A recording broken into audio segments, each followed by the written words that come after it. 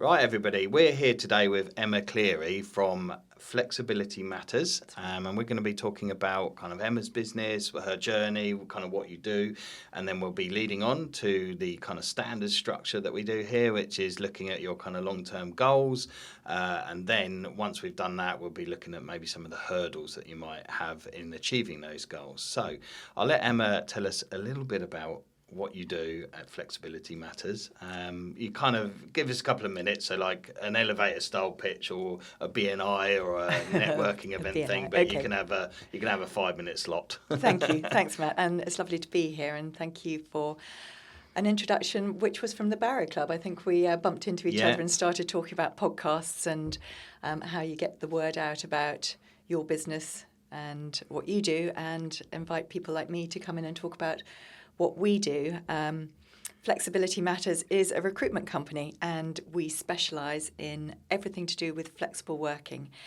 Now, that might sound very much of the moment, and certainly flexible working is on everyone's agenda at the moment, and not always necessarily done in quite the right way or the way we would advocate for. But we've been doing this for nearly 13 years now, and that was long before flexible working actually became a thing.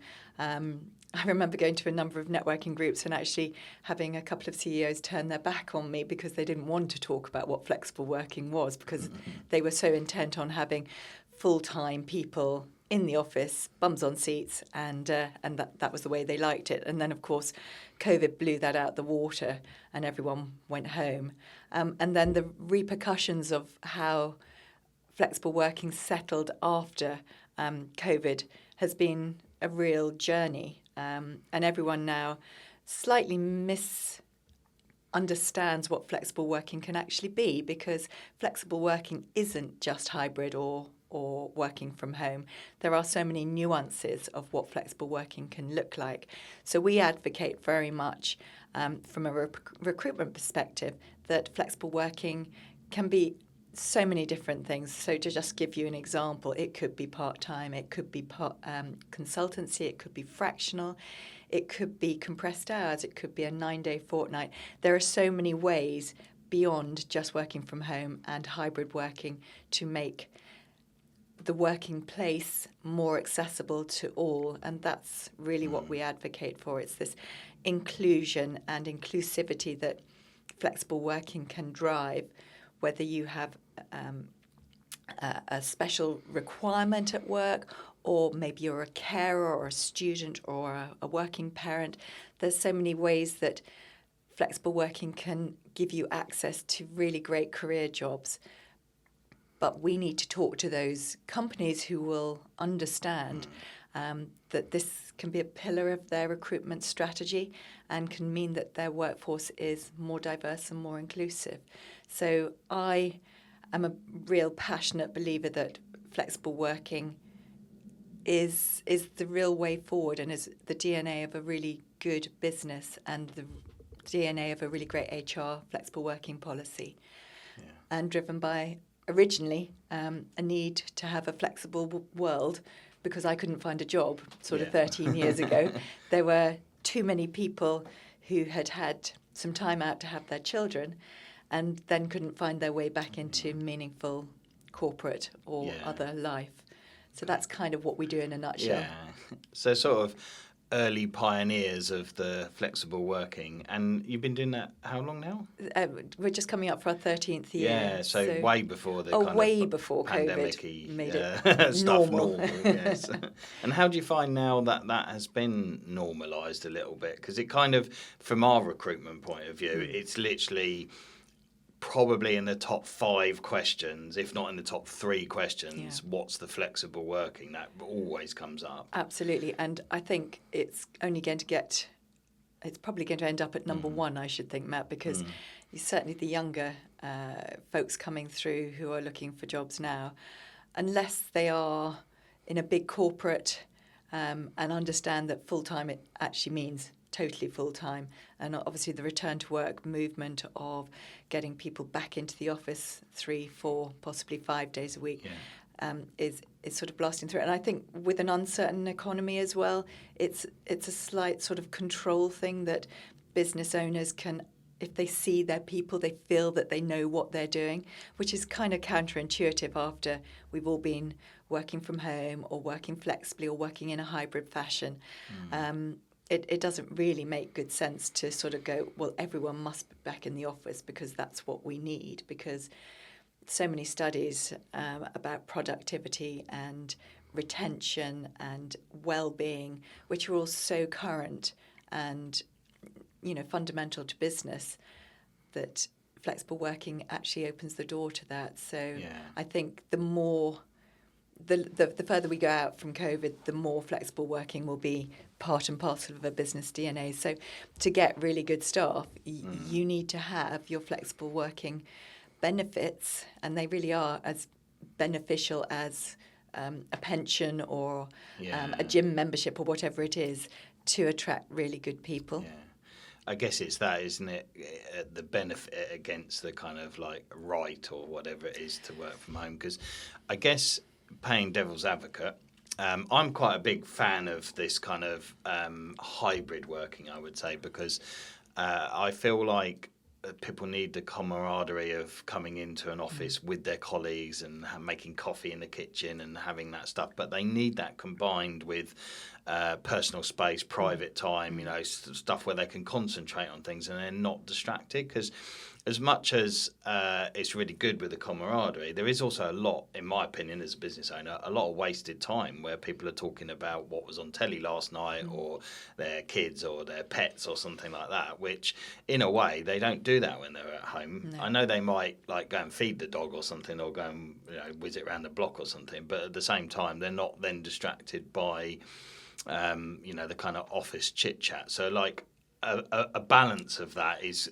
important to me, and I think agree. As business owners. But there are a lot of old school business owners that think like working from home is like an excuse of not working at all. It's very difficult to keep on track of people, and we have had people abuse it a little bit. You can't get hold of them for hours on end, and then it turns out that they've gone on their holiday a little bit early or something like that. So I don't know how I'm probably not your kind of issue, but those business owners that traditionally worry about that. Like, I've got colleagues in the industry who really don't believe in it at all, and don't seem to struggle too much with recruiting the right members of staff. But I do think that long-term, personally, I think they will. But what do you how do you address that? Because you must come across that a lot, like people's concerns about that, because as you touched on, the movement to get people back in the office is quite prevalent at the moment. I think the property industry is quite traditional, along with the banking industry and surveying. And, there are bastions still of traditional, the way it used to be type of working. And I would challenge that maybe they are missing out on some good talent. But I think the whole premise of flexible working, like all good HR policies, is that you have to trust the people you recruit, which is why working with someone like Flexibility Matters is so important, because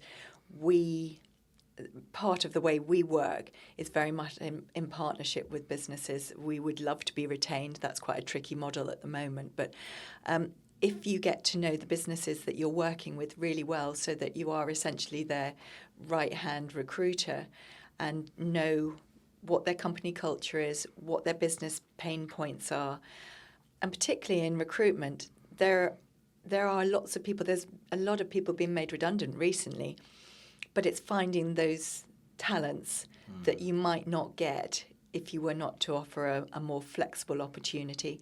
And I think, I spend quite a lot of time talking to CEOs and business owners about why that's important and how much more you can get, because you don't want a good enough. You want a brilliant talent who's going to stay put and really value what you do and pour their energies into your business, because that's the way businesses grow, isn't it? Yeah. With great talent. And I think, for years, working parents and carers have been, disincluded. That's actually why I started the business, because I was at school and there was these amazing mums and dads who were like, gosh, if I could just find a flexible job, I've been an accountant, I've been a Yeah. lawyer, I've been a banker, I've been all sorts, but I can't find a job that actually allows me to be a parent as well. And I guess there's a certain sector of the population that would say, well, you can't have it all. But I think you can have it all, because children grow up. Elderly folks aren't always here anymore. And those brilliant talents need to be engaged in brilliant businesses. So I don't think things have changed. I think we've just got a more open understanding of what flexibility can bring to a business. And yesterday I was talking to a client, and she was saying, well, we think that 3 days a week is what we need. I was like, oh, so sort of 22 and a half hours. And she said, oh, I didn't carve it up into hours. I was like, well, we're talking about a customer services role. And that customer services role actually is better operated across 4 or 5 days because you're on the phone, you're talking to clients, you're talking to businesses. I said, well, why do you want just 3 days? And she said, oh, well, that's what we thought we needed. And I said, well, it sounds to me like you need someone who's available maybe 4 or 5 days. And she went, oh, well, I hadn't thought about that. And can we do that? And it was like, well, of course you can carve 22 and a half hours, a 3-day week, into a 4 or 5 shorter day. Yeah. And then you can be customer facing 5 days a week. Yeah. And you can pick up your kids. What's not to like about that? Yeah, exactly, yeah. Do you think there's a bit of a correlation between your traditional strategy before COVID, which might be, say you had 50 employees and you had an office which had 50 desks in it, and you had really no home working at all, and they sign a 10-year lease in like 2018 or something like that. They probably didn't leave it at their break clause, which would have been 2023. So they're signed in for that period of time. And it's very difficult for business owners to get out of those types of leases and the rest of it. But generally speaking, you're not really going to be signing more than like a 10-year lease with a 5-year break clause. That's fairly common. Do you think that, I don't know, like you mentioned about the redundancies and the rest of it, and I just wonder if like the market in whole is like, because of home working and people perhaps working more efficiently from home, and then the reduction of office space as well, where owners are going, well, I'll invite everyone in because it feels like a complete waste having all of this, but the second that I can get out of that lease, I mean, if you take HSBC for instance, and that big building in London, literally the second they could get out of that lease, that was it. They were toodling off down the road. Sure. But up to that point, it was full on. Everyone's got to come back into the office. Now it's a complete U-turn. Well, your business, you know how expensive real estate is, and if it's sitting empty, what a waste. Yeah. So I think we've all seen, particularly here in Brighton, that there's a lot of businesses who are using co-working spaces, who are having serviced offices rather than buying the big blocks and filling them with people. And those that have offices and are on leases like you describe are, particularly if they've grown, they're then doing hot desking and working out schedules so that they get half and half their office. And actually, it works, from my experience, really well, because it means that the office is always serviced and manned or womaned, but they are almost like shift workers, so and you don't own your desk like you used to. You don't have your plant and your pictures anymore. You have your laptop and you sit down at a desk, don't you? So businesses that have grown, that maybe had those 50 desks, are now at 100 people, and they're just halving the week so that they're all working flexibly. In theory, everyone's happy, but there's always people who will want to be in the office, and there's always people who will go, I want to work from home totally. I actually don't think that working from home in its entirety is a particularly healthy option. There's no camaraderie like you talk about. There's no sort of bonding and the glue that sticks a business together. There's no sort of common purpose. So, those checking in days or those core hours where everyone's in the office are really important, because you get that business purpose and impetus, don't you? Yeah, definitely. I think from my point of view, I just wonder whether or not business owners, as a rule of thumb, because your primary role is to make sure it's a profitable enterprise, really, isn't it? Regardless, I mean, you want to look after your staff and all the rest of it, but if you don't make money, you don't pay your staff, they lose their jobs, so you all lose out. So your job is to make sure that happens, essentially. And I wonder if there might be a U-turn in the future in where, I mean, I'm going to pick on a business that I know. I'm not going to say the name of it, but they are heavy into like graphic design and pre-pandemic, it was everyone in the office, and then they don't believe in home working. But that kind of industry is very much like a sort of, suitable for that kind of home environment if those people have got that set up a home to do the graphic design. But I think part of their problem is they're on like a long lease for an office, and in their mind they're like, it's difficult making this conversion to the full-time home or part-time, and I can't manage the people in the traditional way that I'm used to. But actually, if you took away the stress of having to pay this big rent and you can downsize in a few years' time, then actually the shift will be the other way, where they're going, actually, this is a saving to us now, letting people working from home. So I think there might be a bit more of a cultural shift over it as some of those bigger leases come to I think an end. they're already shifting over because they see how... property is so expensive, isn't it? So to not have it full, seems like a waste. But I think, particularly with the Flexible Working Act that came in last year in April, people are, by law, allowed to ask for flexible working from day one, and there has to be a really good business reason not to allow, or certainly not to investigate whether that could be done. And there are parameters around that, so it has to be reasonable on both sides, and it has to be to the business's benefit. But also on the inclusivity side, there's a lot of people that struggle with being in the office full-time, full-on, for whatever reason. So I think it, and vice versa as well. We've got some staff who can't work from home. No, they're like, I don't have the space. I don't have the space. I don't have the kit. And the kids are around my feet, or like I get distracted by the washing up and all the rest of it. I'd rather actually have a disconnection. I mean, I want to go home and it be my home, not my home and my workplace. Office, yes. But I think it's all down to trust. If you recruit right and you get the right people, there are some bad apples out there, but try to recruit for long term, not just for and make it a proper strategy. I was talking to a business owner the other day, and he's saying, what we really need is someone now, but we're too busy to recruit. And he has a business based around Christmas trade particularly. And I said, well, you know that it happens every year. Why don't you do it up front so that you... I was like, you're right. But I was like, make it part of your recruitment strategy or your HR policy that you have the staff you need when you have your busiest times. Because recruiting knee-jerk is really tough. People get pregnant every year, and it's like, well, why do you leave it to 2 weeks beforehand to recruit someone? That person's been pregnant for 9 months. If you do it up front and have a strategy and a policy that you've got at least 2 months handover with the person that's going off on mat leave, then you'll get a better person. If you do knee-jerk, then you're flying by the seat of your pants all the time, and you might not get the right person.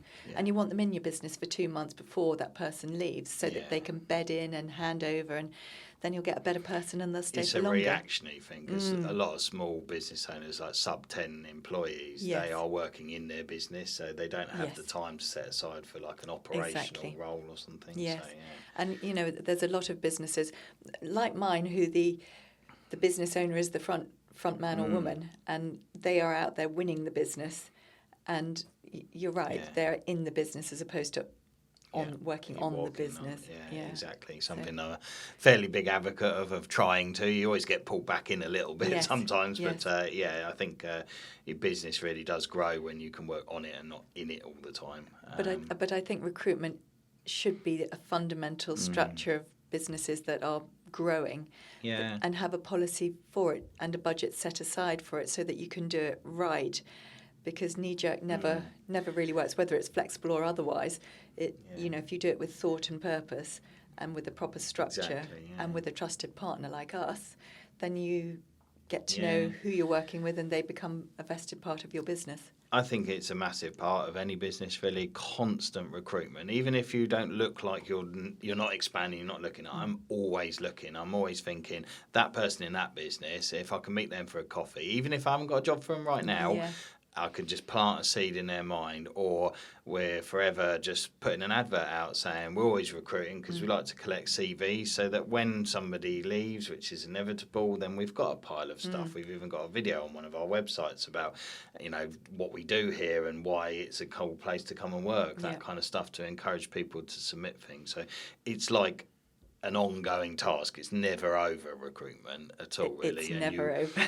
Always, like on LinkedIn, people messaging me and asking me if we've got any jobs at the moment, and I'm like, well, no, but give me your CV anyway, because we've got a nice folder of them of people who we want to work with, because you never know when someone's going to go off on maternity leave. They're going to decide they want to go work somewhere else, or maybe even stop working, or whatever they might want to do, or they don't pan out because they've been with you 3 months and you've given them a try and you let them go. So it's one of those things where I think most business owners take their eye off the ball the second that they're like, right, we're settled, that's good. I'm like, you can't do that. Rest back, no. Constant stuff. So, but that is that working on your business, not in it, because if you're working on your business, you're probably doing that. If you're working in it, then you find it hard to put aside that time. Yeah, no, I agree. But I think also having your mind open to how flexible working could work, so that all those CVs you've got in your folder are not the only ones you look at, because there's different ways of looking at recruiting. If you think of the working population, at least half of them have got caring responsibilities, and to have your mind open to how flexible working would look, so that working mums and dads can be included in your recruitment process, I think is really important. And also, diversity. There's so many people who have hidden disabilities that flexible working can really help them back into the workplace, or temporary flex for people with menopause or illnesses. There's so many ways to make flexible working attractive to those sectors of population. So I think it's having an open mind and also trusting the people you've got, because once you've recruited someone, you don't want to lose them, because if they're really good for your business, you want them to stay put, don't you? If you spend lots of money on working with a recruitment consultant and then that person leaves, what's going on there? Have we not recruited right? And we try and really nail the personality of the business and the person so that it matches and it's a great fit. But if that person then disappears 3 months later, that's a waste of time and effort and money. And you really want to get Massively, the right person to stick. And I think a lot of business owners are frustrated by that process, because some recruitment companies, not mainly any mentions, it is a sales driven job, and you can spend thousands of pounds on recruitment and then it doesn't pan out, because you need people to be with you for 6 weeks or more before you realise they can or can't do the job. And then obviously it's a hard lot. I mean, you must come across that a lot, business owners, if it's say like 8 to 10% of the salary or something like that, they're like, oh, I don't know, maybe we could put resources into going and finding that person, but then they don't go and do that, so it's I think that's why we've stuck so systematically to our niche. Everyone always asks you in recruitment, well, what niche are you in? Are you in finance or IT or whatever? And we're like, no, we are advocates for flexible working because it differentiates us. We have a purpose. We work with businesses that also have purpose and heart, and understand that flexible working is really a benefit and a recruitment tool. And of course, there are instances maybe where something doesn't work out, but we will always work to make sure that we make good if that's not quite worked out. And I think, unfortunately, recruiters get a very bad rap, but there are people... Well, they're sort of in the estate agency kind of. Anyone that's got what are you saying, Matt? No, I mean, below that's the traffic warden. But anyone that gets commission for something, it's because people feel like commission's a little sort bit of grey, of a dodgy area. and stuff like that. It's something for nothing essentially. Do you know what? I think we always work really hard to make sure Yeah. that we partner with businesses rather than being seen as taking people for a ride, because there's recruiters and recruiters, aren't there? Yeah, like there are estate agents and estate agents and bankers and bankers. Yeah. You want to trust your people. Yeah, for sure. So before we get on to your more long-term plans and maybe some of the hurdles, I had a question born of what we were just discussing then. So playing devil's advocate, you're super focused on the flexible working. COVID comes along, it's now a little bit more acceptable to offer that. We hear that a lot from our recruiters, that you're going to have to offer this. So what's your kind of USP, or how do you stand out against that market? Because it feels a bit like potentially every other recruiter or your competitors are now probably driving that flexible working narrative, if you like. So I think one of our USPs is we've done it for nearly 13 years. So we have literally carved up the working week into every possible way of flexible working. But I think what you have to understand is that recruiters want to recruit, and ideally they probably want to get their fee. And a full-time fee is much greater than a part-time fee or a reduced hours fee. It's not just about the money with us. We really have a purpose behind what we do. We really truly believe that flexible working is a better way of working. Our whole team works flexibly, and that means that we can accommodate all sorts of different people in our team, and we can then advocate for how flexible working really looks to other businesses. And the research of retention and reduction of recruiting fees, of talent and accessibility are so fundamental to what Flex Matters does. And I think that's what sets us aside. Now, you've got great recruiters in Brighton, but our USP of flexible working, I think, differentiates us and sets us aside. We are a purpose-led business, and we are very cognizant that businesses want to work with good people and trust their recruiters, not to take them for a ride. And I think that's what differentiates us. So, again, playing devil's advocate. You're putting me on the spot here. So you're coming to me. I can tell you that there's 6 recruiters. They're all going to tell me I have to offer some level of flexible working. So how's that kind of pitch or interaction with me, if I'm using myself as an example? How's that going to differ between your other competitor that's kind of, their business model has shifted? Pre-COVID, it was like, employers market, basically people accepted that to come and work in an office.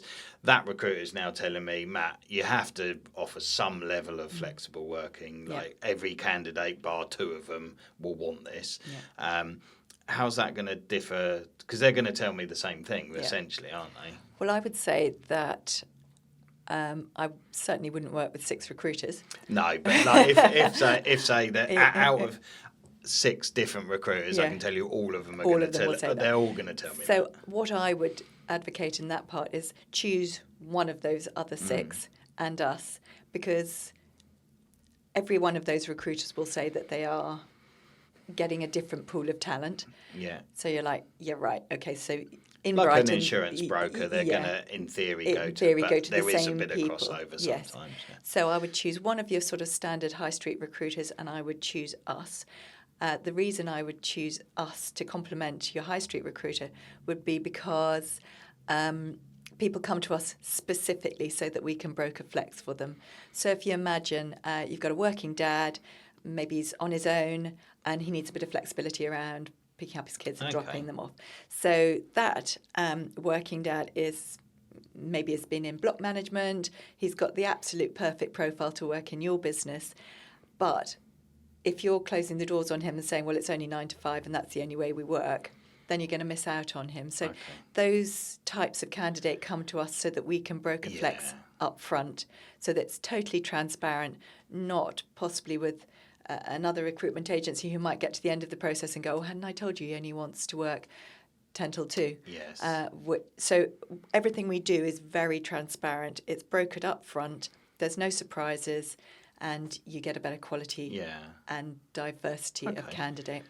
that's a really good answer, and thank you for that. Because Thank you. I must admit, I was kind of struggling to see quite where it is, but I guess maybe for my own purpose and for the audience as well, your kind of USP, I suppose, is that if I was the single dad and I'd worked in the industry, I'm more likely to come to you because I know you're going to advocate that flexible working from day one, as opposed to Smith and Sons recruiters who are just jumping on the flexible working take my bandwagon. CV and basically go, yeah, we'll sort flexible working out later. Don't worry about it. Don't worry about that. We'll have it. It's, everyone's offering that now. The kind of normal spiel that they probably tell people. I think it's that trust that we're going to be very transparent with a potential employer, and actually we'll broker the flex even if it's a full-time role. So if we've got someone who's really brilliant and they only want to work 4 days a week, we'll broker that for them and say, look, you're not going to get that talent unless you bend your rules. Because we have had that. We've had recruitment companies come here and then they've applied for the job, and it's only later, further down the line, that they're like, oh, I can only work in the office 1 day a week. And it's like, so frustrating. I wish you'd have said that before, because to be honest, we kind of do 2 days at home and 3. That's the sort of normal thing. But you can apply to your line manager if there's some other reason or something. It's so much better to do it up front. Yeah. But why are we finding out at the end? Yes. But also, the age-old pre-COVID sort of like, well, when do I talk about flexible working? I have to pick my children up every day. And, there are still employers who will go, oh, I don't fancy that. That's just too much hassle. If I set a precedent for one, I have to do it for all. And it's like, well, take each one. It's not like you're recruiting for a business of 10,000 people. If you're a 50-person business, you can be a little bit more bespoke and help people to get into the jobs and into the professions with a bit of flex, because kids grow up, dogs don't need to be looked after. Some of the reasons people require flex is quite extraordinary, and you're like, really? There's a meeting the business needs first of all thing that always runs with it, because ultimately you can't just employ people to satisfy their own needs, because you've got to grow a business. It has to be a profitable enterprise, or it doesn't support anybody. I think small businesses, and we work mainly with SMEs, are more nimble. They can flex better. But if it's all very transparent, they know what they're flexing for. And if it's a great CV and a great talent, why wouldn't you flex? Exactly. Okay, brilliant. Well, I think that brings us on just to go through your goals, really, I suppose, for your business and what you're going to do over the next 10 years. I'm way too old. Or whatever you're going to do there. So we've got your business goals from a year from now is to grow the turnover and profitability. And then in 3 to 5 years is really to grow the business, perhaps for an exit. And then in 10 years' time, to either have exited that or to have passed it on to a relative, your son or something like that. So does your son work in the business at the moment? Or So he is at Bath University doing international business management. And the reason that came about was we were talking about Flex Matters and me getting to a great age now and what next. And he was like, oh, recruitment, I think I could do that. And, he's of that age where he's 22, he thinks he can do anything. And I was like, well, that's cool. Recruitment is a great business. It's a great profession. But what I think you should do is go and get some recruitment experience, either locally or in London or internationally or whatever it is, and bring those smarts and that knowledge back to our business. Because, if you want to run Flex Matters, I'd love to have you in the business, but I don't want to be coaching you. I want you to go and find your own way before you need to bring that skill back in. And then we can do it together, which would be amazing. Whether it happens or not, I don't know. You know, at 22, you kind of want them to go and spread their wings and try all sorts of different things. But yours is a family business, isn't it? How did you get into it? Well, it's a strange. I mean, most people know the story really, but I was brought up around property quite a lot. But kind of fast forward, really, I ended up in a partnership in Lewis, and I decided that I was going to start my own business. But I used my middle name, so often people think Charles is like my dad or my granddad or something, but it's actually just a strategic play using a name that sounds a bit posher than Matthew, essentially. A long lineage of heritage. I mean, I do have some heritage because, My granddad was fairly entrepreneurial. My dad did property as well, and he had a fairly big corporate job. So, you know, you take your influences from those around you. Basically the business has grown. There are some family members that work in some of the subsidiaries and the rest of it. So yeah, it's but the team, you know, is a family in its own right, isn't it? So I absolutely agree with you. We're not thousands of staff where I don't even know how many we who employ. They are. Yeah. But yeah, I think I might say I don't know everyone's dog's name and all their kids or whatever. I love the idea that your business is part of your family, because I think that's what working with SMEs is all about, isn't it? That you are part of the family and you do know their stories and their history, which is why it's so important to get people together, flexible working or not. You know, it's great to. It is the glue that sticks a business together. And, you know, when James said that he might be interested in coming and working with me, I was just like, well, that is so cool. I'd love to pass my business on to my son, but it needs to have the right... And, you know, I've always been in business development. Back in corporate days, I worked in business development for newspapers, and I love the business development, and I've grown to love the recruitment as well. And... you know, that's what I want him to do if he comes into the business, is to learn the ropes. So I guess the question is how are you going to grow it? And do you have like a target in mind for you to get to the sale point? Is it a figure, a date, or what's your kind of... Because it's always good to have like a KPI of some nature, even if you don't get to it. But, you know, it's easier to have your 10-year KPI than it is your 1-year one.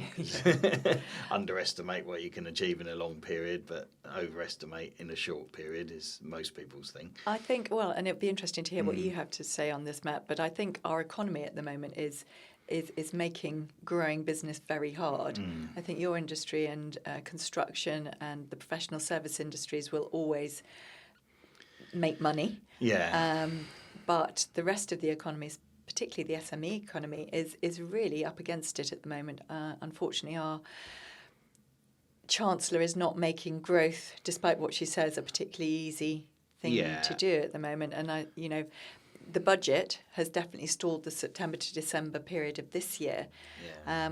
We were having a great year, and suddenly in September it all ground to a halt. Yeah. I don't know if it's the same with your business. I do business. think that any time we try not to talk too much about politics, because we either get hammered in the comments or you say something wrong.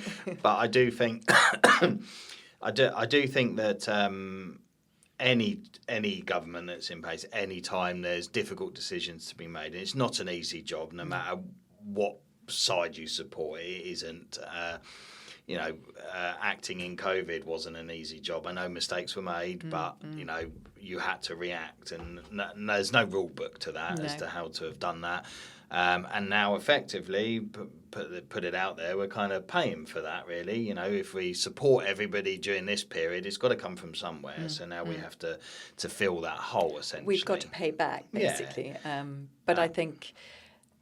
Like in COVID, every time Boris made a comment or an edict of what we could and couldn't do, immediately business ground to a halt for about a month. It's almost like the not scaremongering, more this sort of panic, the Kubler-Ross loss curve. You have your government edict, and then everyone's like, oh, what's that going to mean? And it slows everything down for 2 or 3 weeks.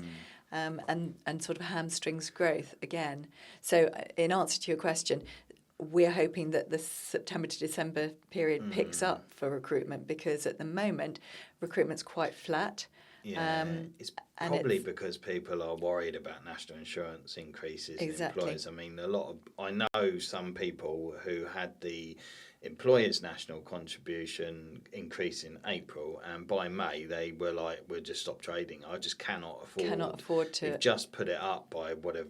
I can't remember exactly what it went up by, but Well, it added hundreds of thousands of all pounds to the bill, employees' didn't it? Yeah. salaries are, say you pay someone 25 grand a year, you're basically paying 20% on top of that, give or take, in pensions and other taxes to keep that person employed, let alone computers, desk space, all that kind of stuff. So unless you can be nimble and react to that. Well, do you know what? That is where flexible working, I was talking to our accountant about that, and she said that the rest of her clients had said exactly the same as you've just said. And my suggestion is to reduce people's working weeks. Okay, that's not great salary-wise, but if you can reduce someone's full-time hours just for a short time to part-time hours or more flexible hours, it might get you through a rocky patch. It's not going to do it forever, or recruit. If someone full-time leaves, recruit someone on more flexible and part-time hours, or even on a consultancy or a fractional basis, because everyone needs an FD and everyone needs maybe a marketing officer, but you don't need them necessarily full-time and full-on. And rather than paying the uplifted national insurance, maybe think about different ways of employing, because flexible working is a really good way of cutting costs as well as getting great people. It's the speedboat analogy, isn't it? Making a U-turn and you're an ocean liner or a speedboat. Even small SMEs, they might only have 10 employees, but if they've got 2 that have been with them for 6 years, it's quite difficult to be like, right, you need to work slightly less hours or it's very hard. Whatever, those sort of things, isn't it? But if you have had that conversation about what your business looks like and how it's trading, I mean, employees are not stupid. They get it. They're a bit more geared up when you're in a small business for the owner to be talking to them and saying, look, we're not doing so well. You are at risk of even just we'll have to make you redundant because and you don't want to make people redundant, but if you can reduce their hours instead.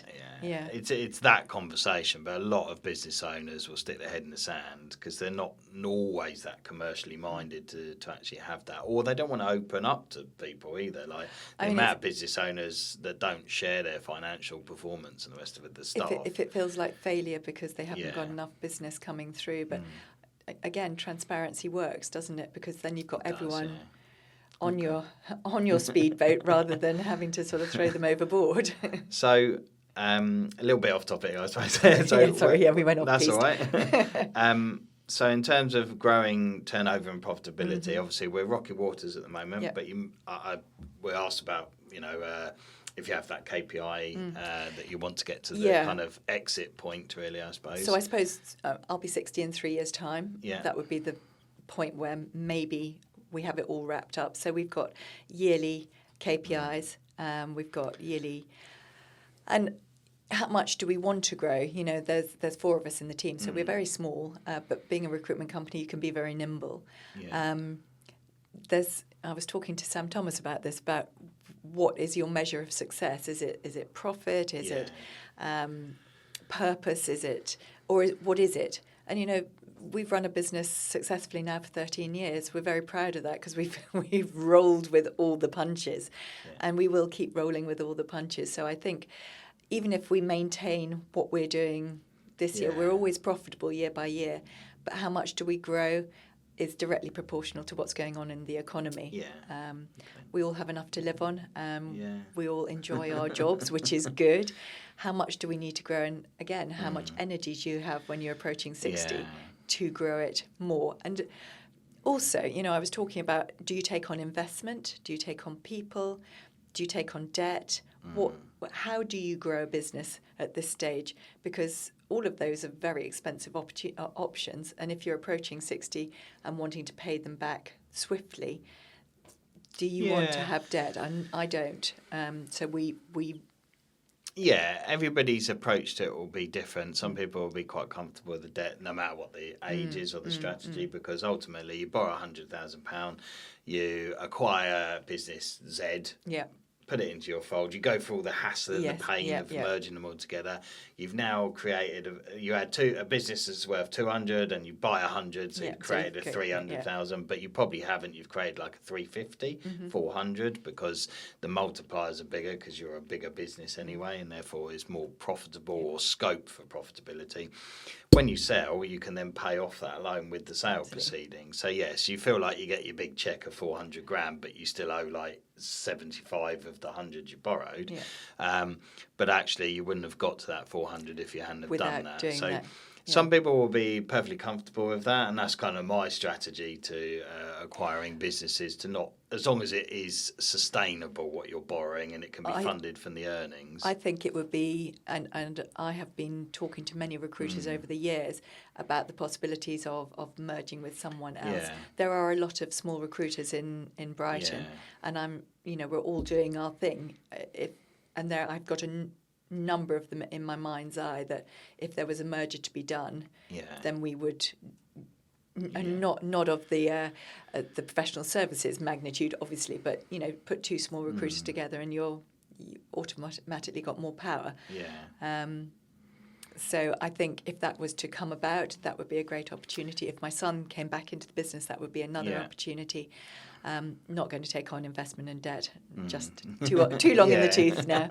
And we like what we do, even if we keep going and doing what we do, and we partner with some great companies, and we really enjoy working with some great businesses in and around the Gatwick Dome, and we'll keep doing what we do. And in the end, we will get to our KPIs and we will sell the business and sail off into the sunset. Yeah, indeed. So I suppose in order to give you some advice for 3 years' time, for maybe for your exit, is if you're kind of looking to just do organic growth, not take on any debt, and just be like, right, this is we're business X today and we want to get to business Y through organic growth and not take on anybody at all, whether it's a merger and you walk off or whether you just literally sell and then they rebrand it, is to be seen. But I would advise that even now, 3 years out from that you start preparing yourself for that day, to make your accountancy software, your business structure, contracts that you enter into as flexible as possible. Because when you are acquiring a business, one of the things that I'd be looking at is like, do you have an office lease? Have you signed up for a 5-year printer contract? How long are you tied in with your IT providers? How long is the rent on your office? How long have your staff been working for? All of those factors would, the initial time we go out for dinner and we have a chat about it, and you say, look, I'm after XYZ for the business, and I go, okay, well, send me some numbers. That's what I'll be looking at. And the neater those numbers and things are, the more attractive the business is going to be to someone coming in to buy you. Because there's nothing worse than going, well, I'll buy you and I can see you've got XYZ figure, but you've actually signed in on a printer contract for 5 years, which is quite onerous in my mind.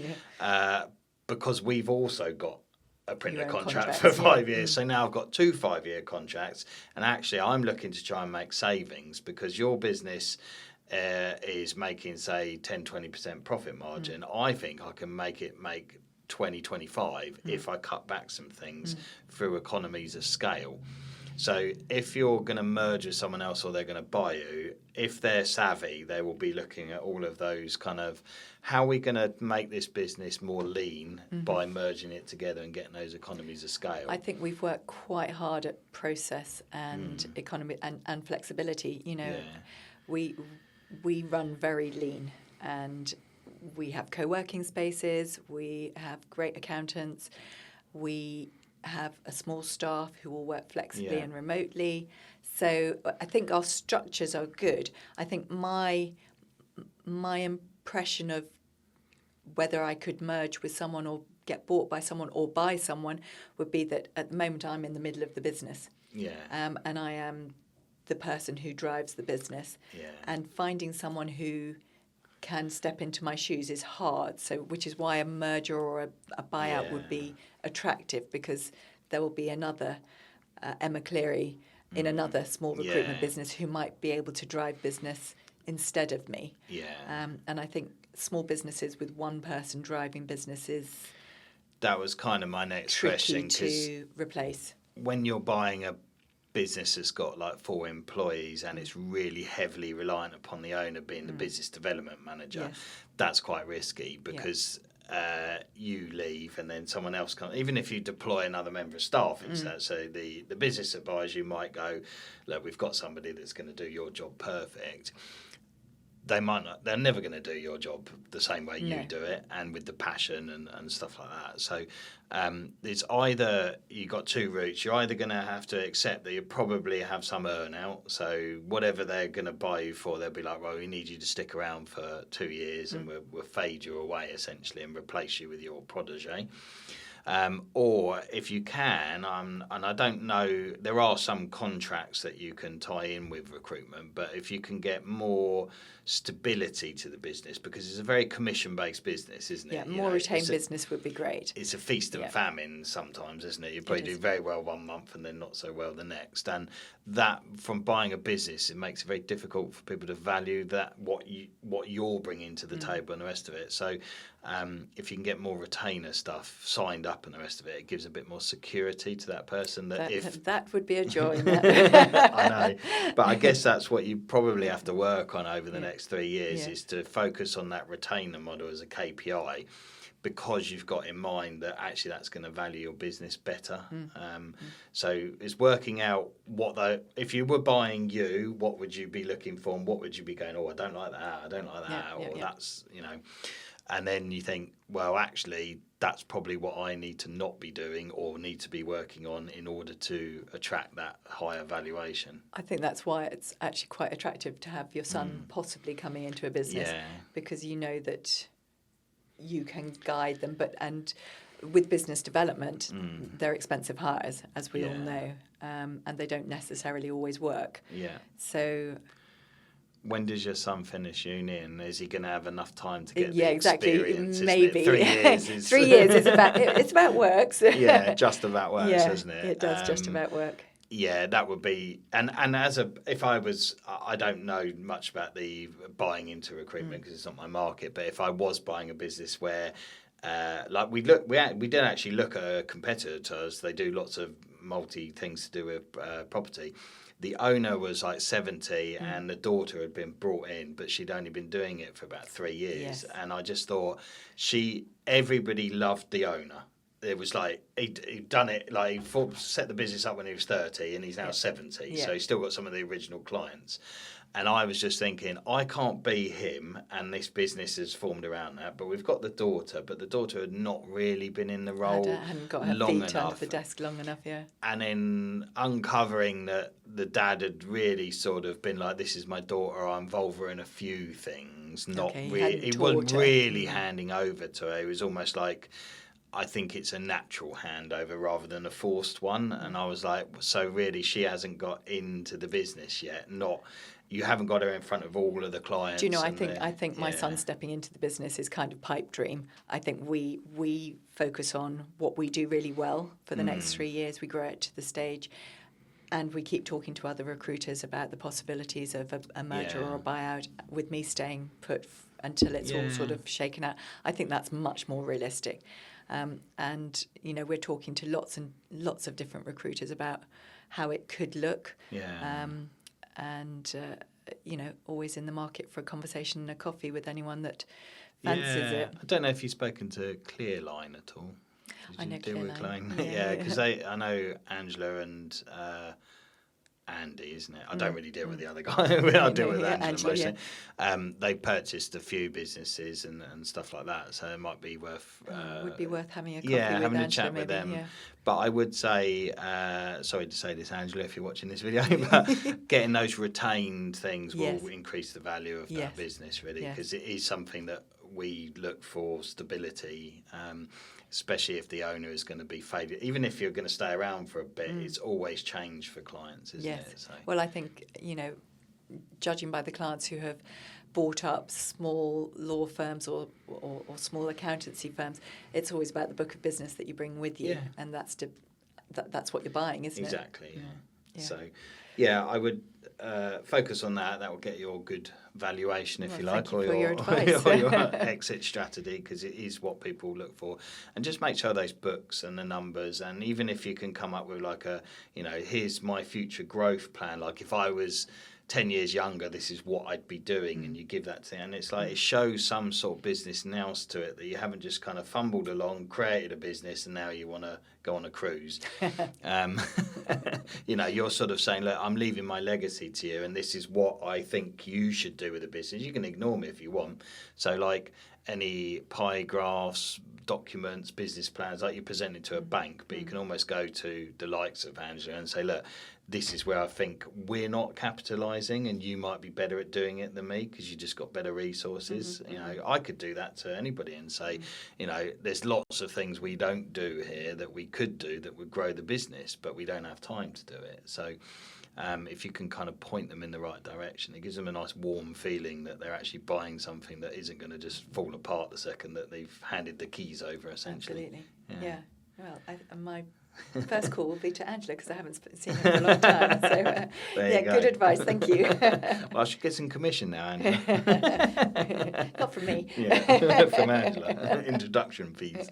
But I would be talking. I mean, there's lots of recruiters, but I do know that they have acquired other businesses, and done that fairly successfully.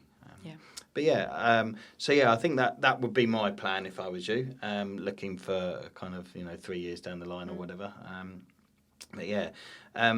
I think when we just scan over your kind of what might stop you reaching those goals, you've got business centered on you, which I think we've kind of discussed really, and that kind of transition really. Retaining amazing staff, because sometimes life takes over. What's the kind of thought for school behind that? So the thought behind that is business development people. We have recruited over the past 13 years a number of business development people who literally can't do it. And it's so frustrating because you teach them, you coach them, you take them out, you take them around, and still the only person that wins the business is you. Yeah, and I think that really stays all the way up to like a CEO position, to be honest. You're the biggest advocate of your business, and you're the master marketeer, really. If you look back on some of the really early podcasts we had Andrew Tomsett, who I've referenced a few times. Tucknot, Tomsett's is the business. I referenced him a few times because they did a management buyout, and Andy was decided to be the managing director, but he was the business development manager before, and then no one's really driving the business forward because he just thought that title was a sensible thing to do, which is on paper is fair. But actually, I was like, so who's going and they do pallet delivery? Who's going to Waitrose and telling them that you're eco-friendly and you've got EVs now and all the rest of it, and it ticks their models? And he's like, oh, we need to get someone in to do that. And I was like, but you're the best person to do that. You know that business inside out. You should get an operations manager in to take over your operational side of your managing director role, and you should be going and pitching for business. Absolutely. Well, if you're the best person... And I still think I'm the best person, having tried so many different biz dev people. I still think that, unfortunately, it is me that drives the business, and that is, that's its downside as well. But But I think that's where, if you kind of gear your model around that 3-year exit strategy and start talking to people now, and then make sure the business is easy to understand, there's a clear growth for future, and you're kind of showing people that there's life after you, then totally. That will make it more valuable. Yeah, absolutely. Okay. Yeah, no, it's very good advice. I think we've covered most of the things as we sort of chatted. Was there anything specific you wanted to ask me? Because I think we've covered your kind of hurdles along the way, really, and on your journey. I think recruitment is it's a busy business. It's a hard business, but like any business, it requires someone good to shout about the good bits of it, and how it can be done really well. And that sort of best practice is very much what we're always advocating for, that whether you're recruiting with us or you're consulting with us about how best practice in flexible working can work for your business, I would suggest to all SME business owners that they should at least have a conversation with me about how to recruit flexibly, or how to take flexible working as a pillar of your business DNA and let us help you carve it out. And it's such a small niche of the HR sort of remit, but it really does attract a different group of people. So at least have a conversation about how it can work, because you'll be surprised by the great people you get through it. Okay. So, assuming you haven't got any underlying questions or burning desires No, this to has been ask lovely. me. Well, who are you recruiting, Matt? So how do people get hold of you? And you got a website and stuff? We've got a presumably, website, so- Flexibility Matters. Yeah. My name's Emma Cleary, and you'll find me at emma@flexmatters.co.uk. Numbers are all on the website, and we'd love to talk to you. Yeah. The website's good. We like our website, and we think Good. it sort of is a good shop window for our business. So we'd like people to come through it and It is the and main talk to shop us. window for most It businesses is. nowadays, isn't it? So yeah. It is. Well, it's been really lovely having you on. Thank you. We would love to have you on in a year or two's time to see where you've gone on that journey and see kind of where your business is and how you've kind of maybe modelled it with that kind of end goal in line and stuff like that. So yeah. Well, watch this space, Matt. Yeah, I definitely. will. The big reveal in a year's time. Yeah. No, it's been really a pleasure. Thank you for having me on. No and problem at all. It's been a thank you pleasure for too. advice. All right. Thank you very much. Thank you. Cheers.